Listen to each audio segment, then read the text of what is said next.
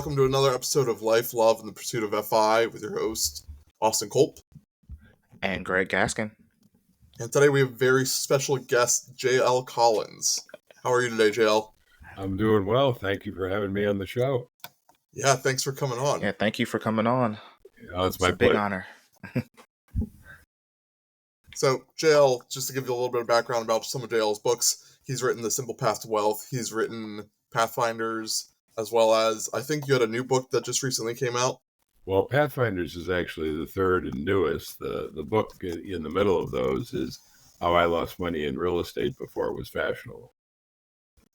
That's awesome. Okay. Yeah, but Pathfinders is kind of the follow-up to The Simple Path to Wealth. Okay. Yeah. So once you hit FI, in what ways did your life change, or were you always planning on hitting FI at the age you did? Well, that's kind of an interesting question for me because I hit FI when I was about 39, but I had no concept of FI at the time. And I knew that I always wanted to have FU money. I'd come across that term in a novel I'd read back in the 70s, and that appealed to me. But the concept of being financially independent, it just never crossed my radar, let alone the idea of retiring early. But I used to, because I had what I called FU money, I used to take periodic breaks from working. I liked working. I just didn't like to do it all the time. And I was in the middle of what turned out to be the longest of those, was about 5 years. And my wife had quit her job in the same time, and our daughter was born. And so we had no income and some extra expenses. And at the end of about the third year into this sabbatical, I was totaling up our year-end status as to what we'd spent and what we had. And I noticed something kind of remarkable, and that was that we were living basically the same life we'd always lived, but we had more money at the end of the year than we started with no income. And I knew that was kind of interesting, kind of remarkable, but it never clicked that meant I was something like financially independent. It certainly never clicked that it meant that I probably didn't have to work again. I just said, wow. And then I looked at the year before, and I hadn't even noticed it the year before, but the same thing had held true. And I think the year before that. So I sort of fell into it accidentally without realizing what it was. Wow. That's amazing. Yeah. That's awesome. How do you... In those days, there was not the information out there that there is today. Yeah, that's very true. Now, did you have a problem finding like a purpose without work once you achieved FI? Well, so again, once I achieved FI, I was taking one of these sabbaticals, and when somebody offered me a job, I just went back to work. So that was kind of not an issue. But Greg, your question is probably applicable to 2011 when I quit the last of my corporate jobs, if you will. And I was working for a friend of mine, and which was a wonderful experience working for him. But the company had just deteriorated into this kind of awful place. And I finally said to Joe, my friend, I just can't do this anymore. And of course, by then I knew I had more than enough money to not have to work. And so I quit. But I made the classic mistake. I didn't quit with an idea of going to something. I quit with the idea of getting away from something, which, anything you read these days would tell you is kind of a mistake. But coincidentally, that's when I began the blog. And I only began the blog to archive this information for my daughter because I managed to turn her off to all things financial, and I wanted to make sure it was around. And somebody suggested this would be a good way to archive the information. I had no idea where it was going to lead. I had no idea that there were Chautauquas and books in my future, let alone a blog with a worldwide audience. So I kind of got very lucky. My daughter teases me. She says, Dad, if I'd listened to you when I was young, there'd be no blog, there'd be no Chautauquas, there'd be no books, and Austin and Greg would be interested in interviewing you. So, and she's not wrong. That's awesome. If you could go back and make any changes to your books that you might have had new information on, would you? I don't think I change anything in the books. When I look at the Simple Path to Wealth, um, there are things I've written about since then that I think would fit very well into the book. So if I were to do an updated edition of it, for instance, I did a post in must have been 2015 or 2016, which is just about the same time the book came out. So the manuscript was finished. That I particularly like. It's called Time Machine and the Future Value of Stocks. And in that post, it's kind of a thought experiment. I say, imagine that it's 1975, which is the year I started investing. And that's a 40-year period from 75 to 2015. And you're sitting around the campfire with a bunch of friends, and you notice that Jack Bogle has just created the first index fund, which of course he did in 75, the S&P 500. You're saying, yeah, I wonder how this is going to turn out over the next 40 years.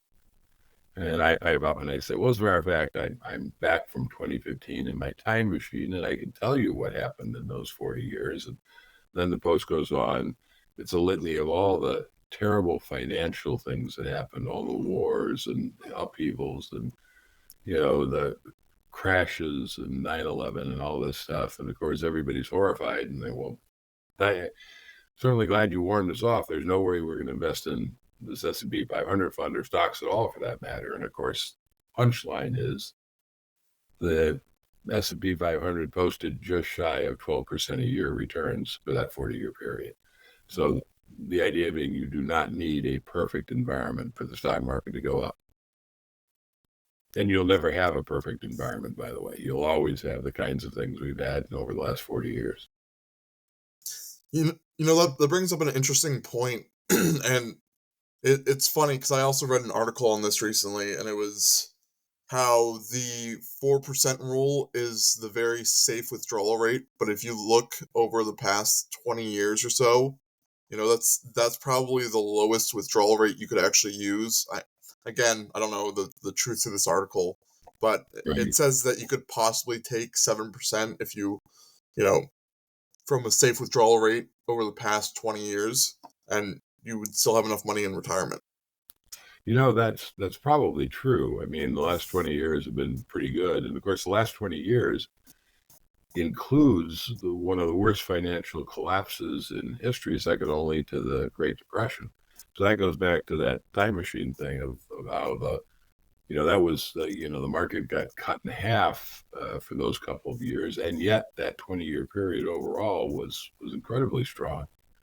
So when I did the Simple Path to Wealth, in there's a chapter on a couple of chapters actually on the 4% withdrawal rate, and I referenced the Trinity study. And if you look at it, and the Trinity study was, looked at all these different withdrawal rates and different allocations of stocks and bonds, and that's one of the places the idea of the 4% rule, which I prefer to think of as a guideline, comes from.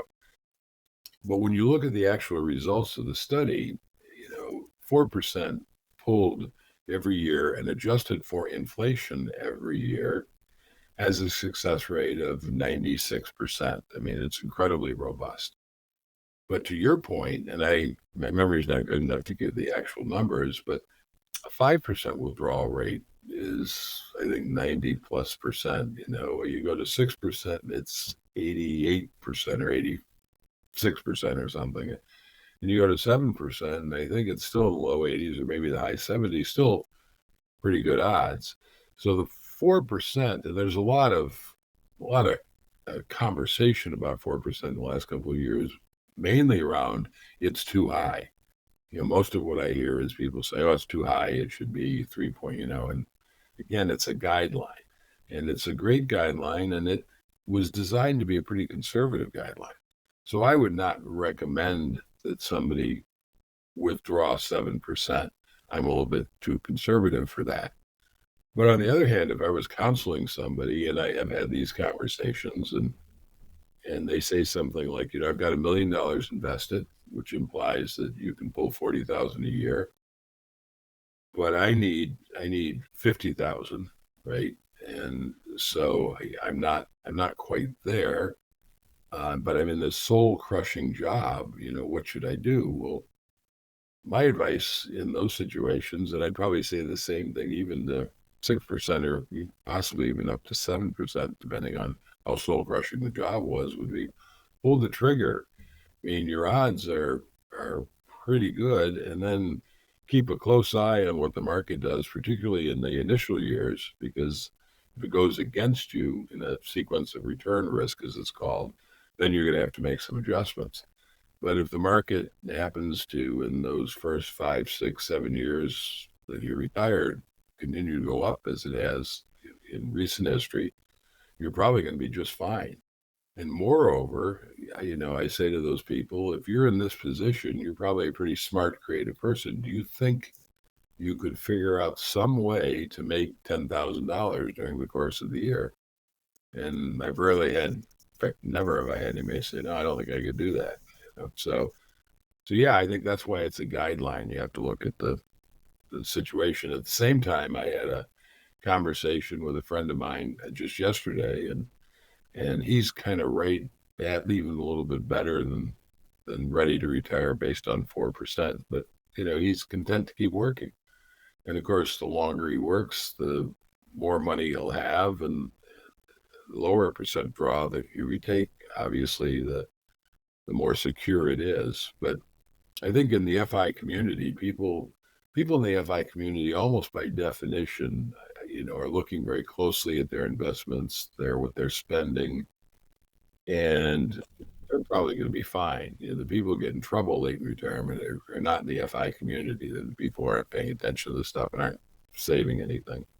So most of the message of the FI community is lighten up. You're probably gonna do great. That makes sense. Yeah.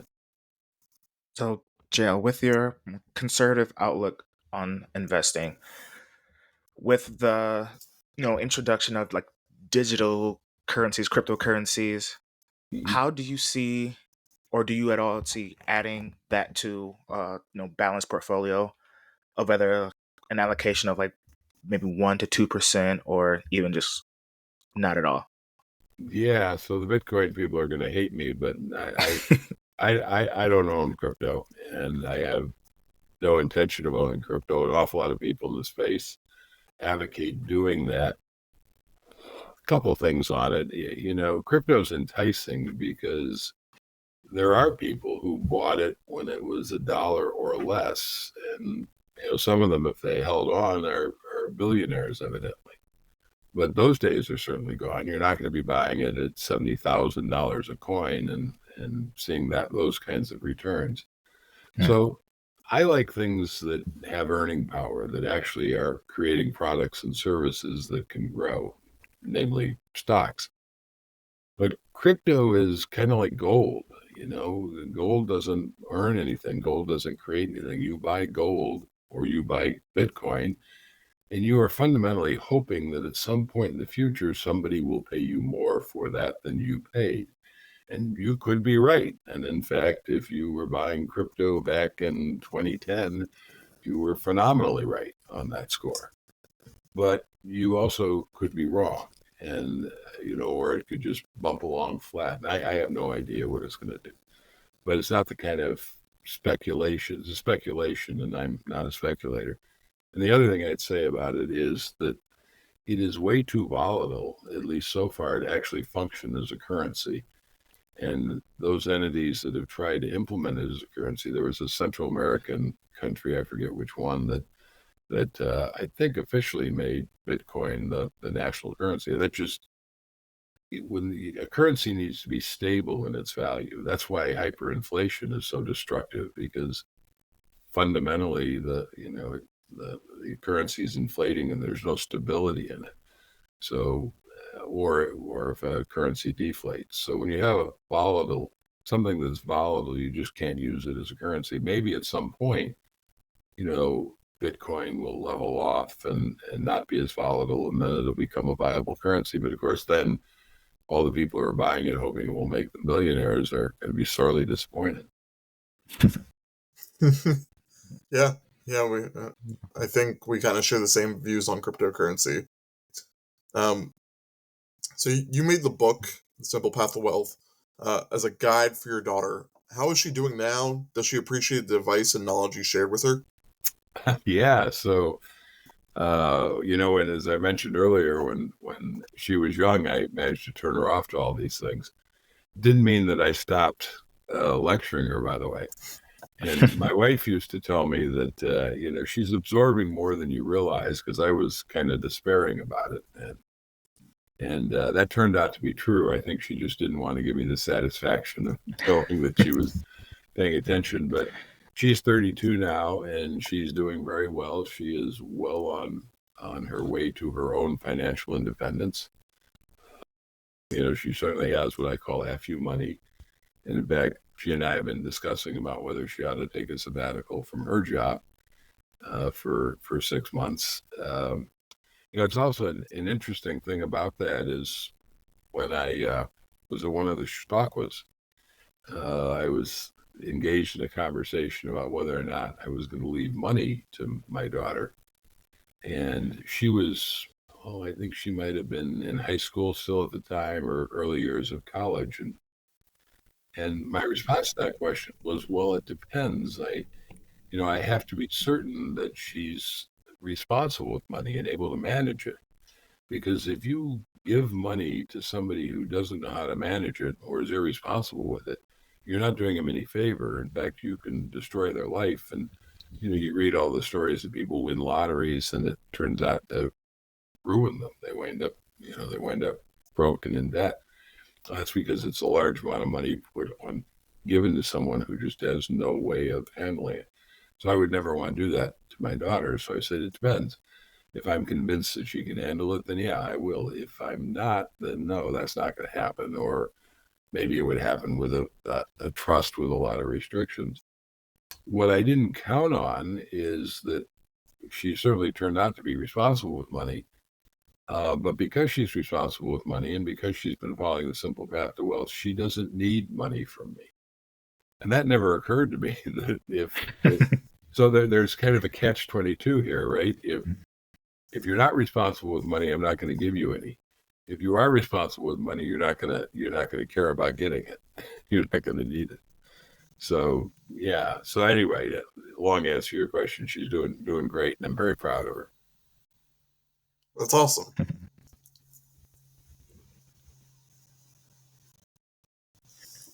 All right.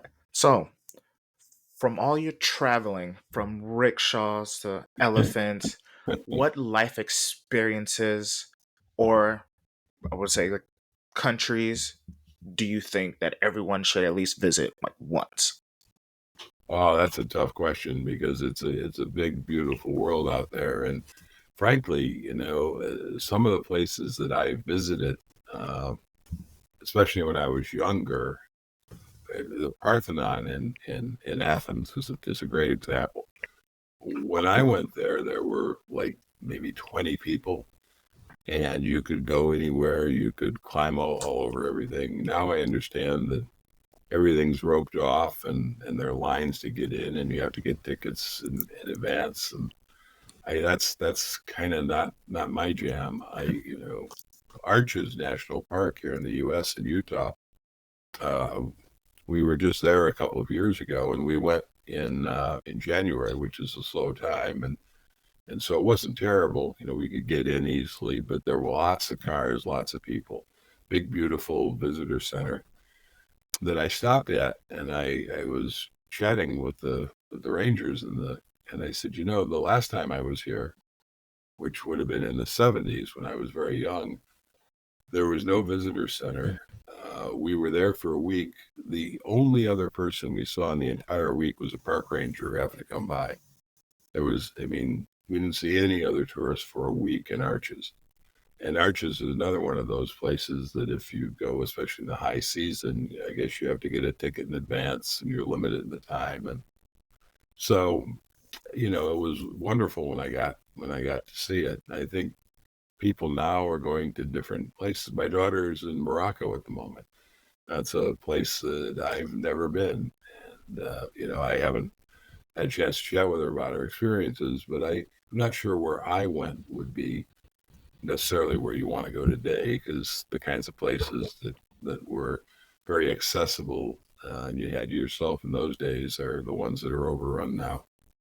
I will say that Greg, the sort of the biggest revelation to me was early in my travels, and I don't know if this is still true, but I grew up in the United States, and basically hearing that the United States was the greatest country in the world, and it's certainly a great country, but moreover that every place else was a cesspool, and everybody, the whole rest of the world was living in poverty and misery, and my earliest travels out of the U.S., well, Mexico first, and then Canada, but beyond that were Europe, and I remember what was stunning to me is I go to these places and here are all these people living happy lives and they're doing well, and it's like, how can this be? This is not what I was told, and so I think particularly today, because the world has gotten so much better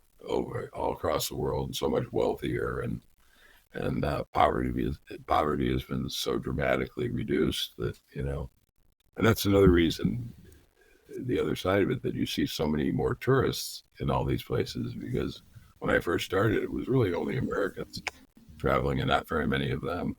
Well, now you have people from countries all over the world who have the disposable income to travel, and not surprisingly, they want to go out and see all these cool things. So, the world's just gotten so much better over the last 100 years, actually. Yeah, That's I'd awesome. agree. Yeah. Yeah, I know personally from my travels, my favorite place also would be uh Athens, and Mm, then one of the other like islands, Eos. yeah. The views from there were just amazing, and the people were so nice and friendly. So I'd agree that like everyone should get like out of your home country at least like once to actually explore and see that how similar or different other countries are. Yeah, absolutely. I think it's worth, yeah, just to see, it certainly expands your horizon. Greg, I'm curious, what year were you in Athens? I was in Athens in 2016. Okay, so fairly recently, a lot more Yeah. recently than I was. So I'm kind of glad to hear that. And I too wandered around the Greek islands for a while back in the day, and they're gorgeous. My favorite happened to be Santorini, but Oh, it's enter. That's a good one too. Yeah. yeah, so it's travel is a wonderful experience.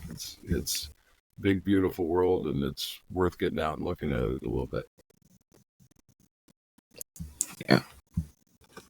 Yeah, absolutely agree. Um, JL, what's one thing you're passionate about that you might like to do that might not be well known to the community or just anyone overall? Wow. Well, I don't know that there is anything. I mean, I'm kind of an old guy, and the things that I wanted to do, I've pretty much managed to do, or I'm continuing to do them. I've actually, as I've gotten older now, my traveling is slowing down. Uh, everything is a little harder to do than it used to be, and frankly, when I first started traveling, air travel, for instance, was never a pleasant experience, but it's far more pleasant than it is today. I mean, air travel has become a bit of a nightmare. So my tolerance for those things is kind of waned. But again, I've had the opportunity to go out and see all of those things. And then backing up to a second, Greg's point when he was in Greece and how nice the people were. That's the other thing you learn as you travel, is that fundamentally, with rare exception, people are really nice. They're welcoming and friendly and open. And, if you just sit home and watch the news, you think everybody out there is at each other's throats and they're finding all kinds of reasons to hate each other. And that's certainly not the experience I have had traveling virtually every continent other than Antarctica. I've never been met other than with warmth and welcome. That's great. Yeah. Yeah. So, in your early years, who were some of your like mentors or like role models? Well, I kind of didn't have any, as odd as that might sound. Um, I was wandering in the wilderness.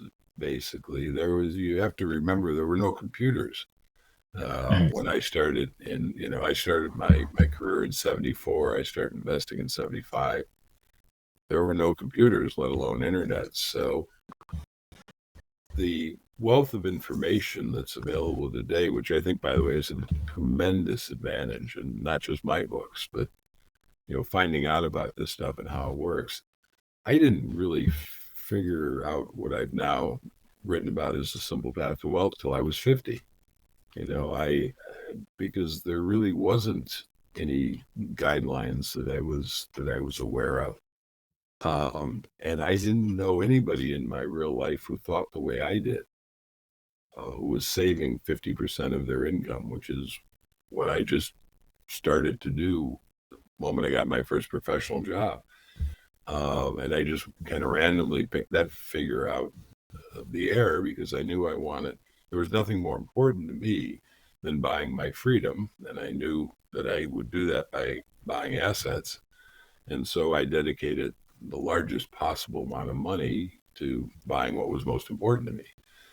And I knew that I could live on, my first corporate job paid $10,000 a year. So I knew that there were people who were living on $5,000 a year, and so I knew I could do that. And $5,000 a year, by the way, was a whole lot more than I'd been living on in college. So it was actually a big step up in lifestyle. So it was a pretty easy decision. But nobody else I knew was doing that, and there was no support. And when I talked to people in the FI community, like people, for instance, would come to talk with us when we were doing those. Almost inevitably, they'd say there's nobody in their day-to-day life who understands what they're doing. And to the extent that people in their day-to-day life know what they're doing, there's frequently negative pushback against it. That was kind of my experience, which is why I never told anybody, what I was doing. I just did it under the radar.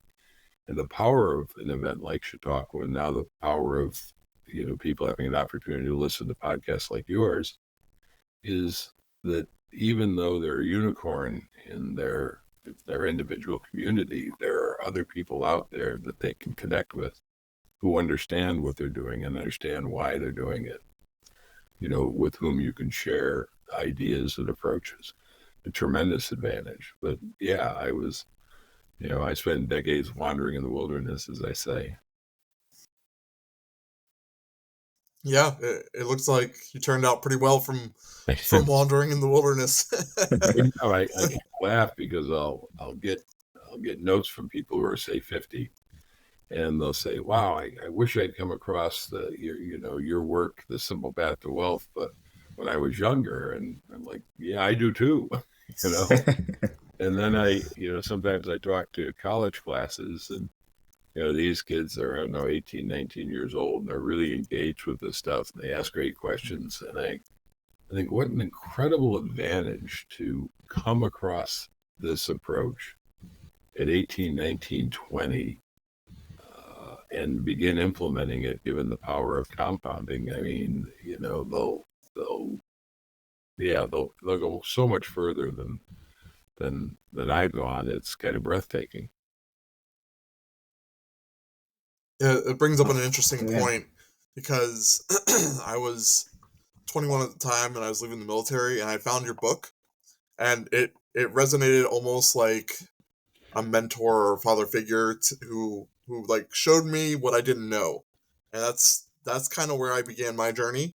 And then I joined a bunch of like FI fire groups on Facebook, and I had enough kind people who were willing to help me. And yeah, that was 5 years ago now, and it's crazy how much. Yeah, Say you're again? guys who got an early, who has gotten an early start. Yeah. as Yeah. as my daughter has. I mean, she's, as I mentioned, 32, so she's been out of college about a decade, and she's closing in on being FI. It's kind of cool, but at 32, I was still, you know, wandering in the wilderness, as I say, and making Yeah, Yeah. the stupid financial moves that were costly. But Yeah. I'd also say that, like, in today's time with like no fee trades, it make has made like the barrier to entry into like investing in general a lot easier to get you in know, a lot younger with just like a $1 investment. So you can throw in $1 a week or whatever you can afford these days, instead of like a minimum it costs like $20 to even place a trade. yeah, Greg, really important point, because when I started investing, and I was a stock picker to begin with, it cost 5 or 6% in brokerage fees to buy a stock. And then, of course, 5 or 6% to sell it. I mean, think about that. That's at like 10% cost round trip. It's breathtaking. And then, as we talked about earlier, Jack Bogle started the first index fund in 1975, but it was very slow to catch on. And so most people were buying actively managed funds. And in those days, they routinely were carrying expense ratios of 2-3%. And we didn't think anything of it. Well, now we understand what a huge drag on your long-term returns, even a 1% is. So the kinds of fees and expenses that investors had to pay back, they were just breathtaking. It's kind of amazing anybody made any money. But now, I was joking to somebody yesterday that when I'm looking at an expense ratio and an ER on a fund, if it doesn't begin with 0.0 something, I'm not interested, let alone 2 or 3%.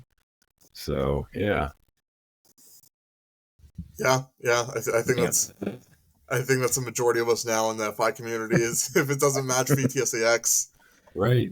I mean, it's appalling to me what it used to cost to buy and sell the stocks I would buy and sell.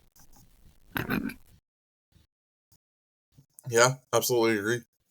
Um, what books, and this doesn't have to just be financial books, but what books changed the outlook of your life? I would say two-parter being back then and today. Have you had any major books that have just changed your outlook? Yeah, so I'm an avid reader. I read a lot, but going back to when I was young, and probably when I was around 21, 22, or somewhere in there, I came across a book. I don't even think it's still in print, called "How I Found Freedom in an Unfree World" by a guy named Harry Browne. And because, as I mentioned, I thought about things differently than the people around me, the whole wandering in the wilderness thing. And reading that book was really the first time I had outside support that it was okay to think as differently as I did, that maybe even it was advantageous, a good thing, because that was certainly not part of my upbringing. It was not part of my education. As it is typically, it's you're kind of taught to fit in and think the way everybody else thinks. And how I found freedom in an unfree world is, really basically says, you don't have to think and behave in the way everybody else does. And of course, now in the FI community, it's kind of famous saying that, if you do what everybody else does, you're going to get the results that everybody else gets. If you want to have different results, you want to be financially independent, you're going to have to do different things. So that's pretty well accepted now. But when I was that age, that message just wasn't out there until I read that book. So that's probably the book that most profoundly influenced me and shaped my worldview. More recently, I think Morgan Housel's book, The Psychology of Money, is brilliant.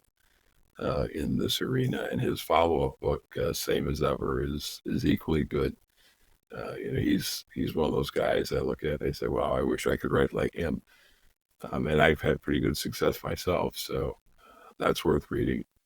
And then a little more broadly, probably my all-time favorite nonfiction book is *Sapiens* by Yuval Harari, and you have to. I have an interest in human evolution, where we came from. And I suppose if you don't have that interest, you may not be interested in reading *Sapiens*. But that's basically what that book's about, and why humans are the wacky creatures that we are, and why we do the wacky things that we do, how we evolved in the way we did.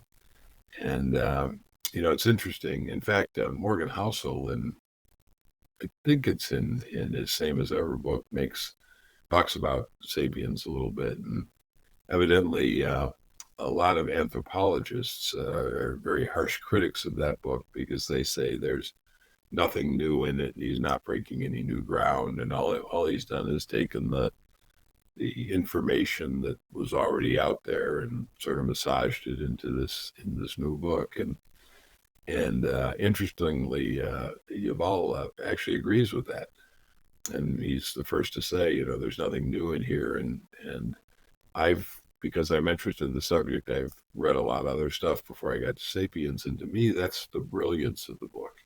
Because as I'm reading it, in one book, he distills all this diverse information into a really, really brilliantly written narrative that's very accessible. So the criticism is one of the reasons that I love it.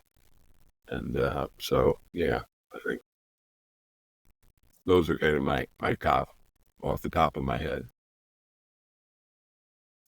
Okay. Yeah. I think Morgan Housel is definitely a top for the FI community. And I have also actually read *Sapiens*, and it is interesting to read. Yeah. All right, Jill. What is one of your, I guess, hot takes or like spiciest opinion that most people would disagree with? Oh my! What would most people disagree with? I don't know. I mean, one of the posts that I wrote early on was called "How I Failed My Daughter and the Simple Path to Wealth." It was one of the very earliest posts, and kind of a summary of 9 or 10 principles. And one of the principles in there is don't ever marry anybody who's financially irresponsible, because once they're done squandering all their money, they will happily squander yours. And I got some pushback on that from people who were saying, well, how dare you? Love and money are two different things, and you shouldn't be thinking about money when you're in love and getting married. And I'm like, okay, but money issues are the single biggest cause for divorce. So maybe you should think about money when you're getting married. And I think that's a very practical thing. So, I get some pushback on that kind of thing. I've gotten pushback on the 50% savings rate. People have said, well, that's just not possible. Nobody can do that. And then what's interesting about that, by the way, is, so first of all, 50% savings rate is perfectly possible. I did it. But moreover, at this point in my life, I've met lots of other people who've done it. And, I get the pushback from people who say that's just not possible. You're just blowing smoke, and nobody can do that, especially in this day and age, and things are so terrible and all that nonsense. But the same token, from the other side, I have people in the FI community say 50%. Well, that's nothing.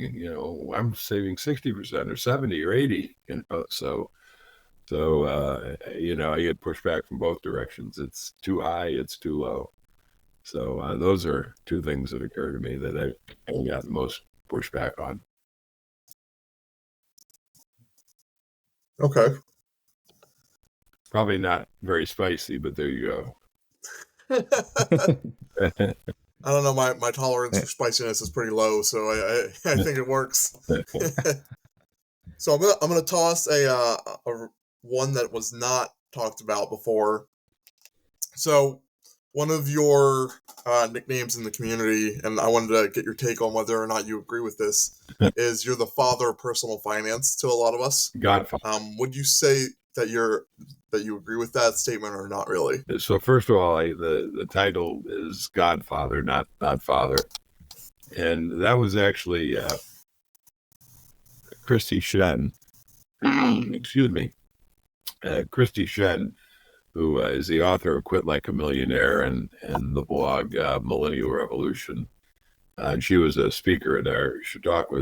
She was the first one who called me that, and I confess when I first heard it, I kind of cringed. It's like Godfather of FI, but I've learned to appreciate it because a little bit to my amazement, it spread, and like you mentioned, you've heard it, and people in the community routinely refer to me as the Godfather of FI, and I've come to appreciate how powerful a marketing tool that is. And I never fully appreciated it before, so now I fully embrace it. I don't know that I deserve it. Well, I'm happy to accept it, but yeah, it was pretty cringy for me when she first started using it. But now every time I talk to her, I'm like, thank you. Accept that. It's awesome. Yeah. All right, JL, do you have any personal quotes or like mantras that you live by?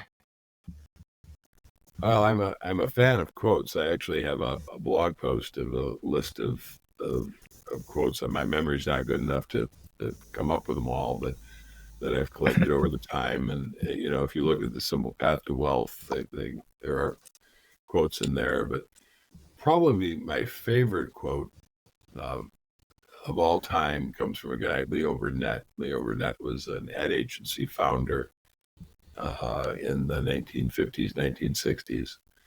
And the quote is, if you reach for a star, you may not get one, but you won't come up with a handful of mud either. And I love everything about that. And it kind of describes my life. I've been reaching for a star, and I've never quite gotten it, but it's still turned out pretty well. And the reaching in and of itself has been a satisfying process. So, yeah, I think sometimes people get discouraged. They think, oh, whatever I'm reaching for is unattainable. But I think that's the wrong way to think about it. Because if you reach for it, maybe you'll get it. Probably won't. But as Leo said, you won't come up with a handful of mud either. Yeah. Yeah. I think that's kind of how we're taking this podcast is, for us, it was, what do we want to do in retirement? And it's kind of Greg and I building this out right now of, hey, what advice can we get and share with others that might be beneficial? Yeah, and it could blow up into something big, but even if it doesn't, the world will be a better place and your lives will be better for having done it.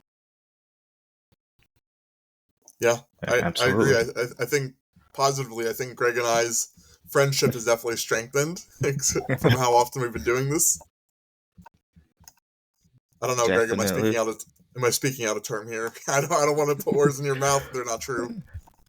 No, our friendship is definitely strengthened from when we first met to now. Really getting to know each other and helping each other achieve our goals. How did you? Go ahead. How did you meet? It was actually in one of the fire groups. Oh, no kidding. Yeah. So during the pandemic, we had what's called game night. It's in this fire group called Singles in Pursuit of Financial Independence, and we had a game night, and there were a bunch of us who would get on during the pandemic, and we would hang out and talk. And I socialized the idea of wanting to start a podcast, and I just didn't know where to go, where to start. And Greg was like, "Hey, I'd love to co-host it with you and love to do it." And I was like, "Let's do it." Yeah. And the rest is history. Congratulations. Thank Thank you. you. I appreciate it. Thank you. Yeah. I think that we're going to have to do more episodes in person, Greg and I, instead of he's in Detroit. I'm in Charlotte, North Carolina. I think we're going to have to get together for more episodes. Well, this seems to be working pretty well because at the moment I'm in Cleveland, so we're all spread all over the country. Yeah. Yeah, that makes sense. So, final question here. How can listeners support you in your work that you are still continuing to do? Oh, well, I appreciate the question. I mean, probably the obvious thing is to buy the books. And the blog is jlcollinsnh.com, and if you go there, you'll find access to the books easily enough, or you can just go on Amazon. Or Pathfinders is the first and the only one of the three that I did with a publisher. So evidently that's in traditional bookstores and these days. But even if you go into a bookstore and ask for any of the titles, they'll be happy to order it for you. So yeah, that would be the best way to do it. But I would suggest to people, don't do it to support me, because I'm doing fine. But do it if you think it will enhance your life. And if, like me,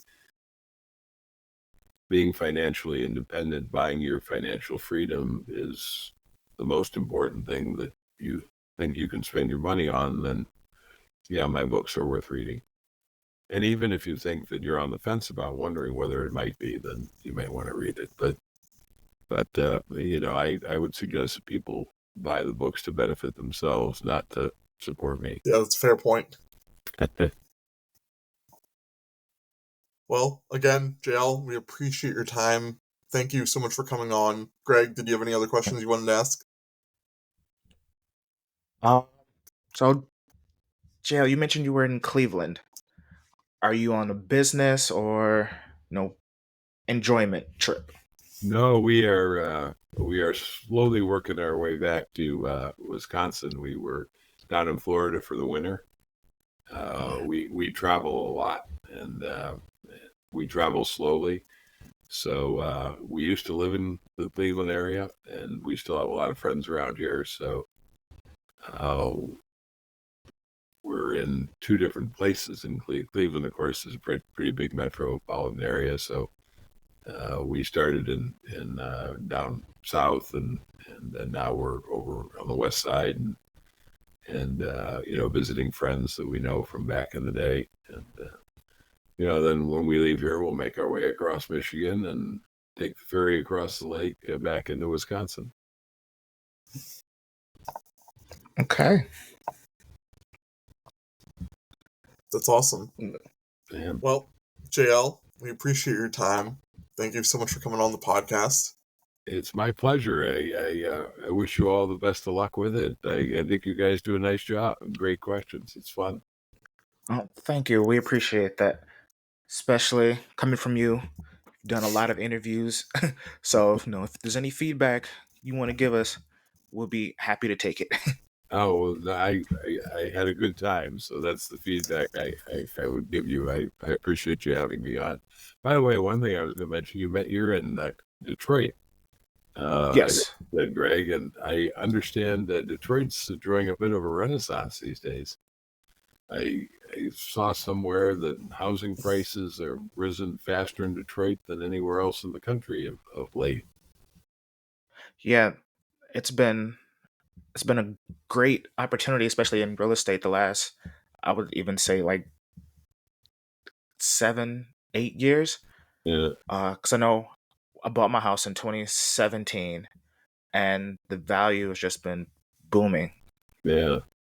And then obviously from the downtown area, like we just had the NFL draft, and it was amazing. It was people everywhere. You're kind of like at one point you were like kind of crammed in like sardines. It was so many people. Yeah.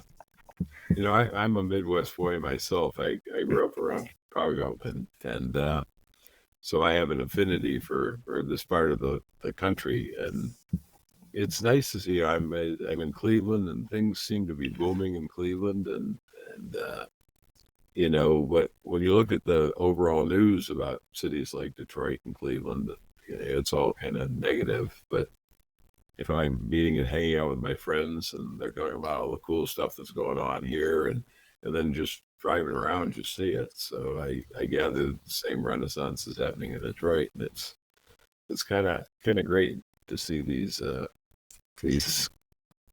straight old cities reviving. Yeah, absolutely. I think it's important to appreciate what we have, and it's. I'm sure you've seen a lot of change from your time, from where it's been to where it is now. Yeah, absolutely. Yeah, I'm happy to see how far the cities have come and to see where they can go and take it. Yeah. Awesome. Well, thank you for your time today, JL. My This has been another episode of Life, Love, and the Pursuit of FI with your host, Austin Colt. And Greg Gaskin. Special guest, JL Collins. Thank you so much. Thank you for having me. And hope you enjoy the rest of your day. You guys as well.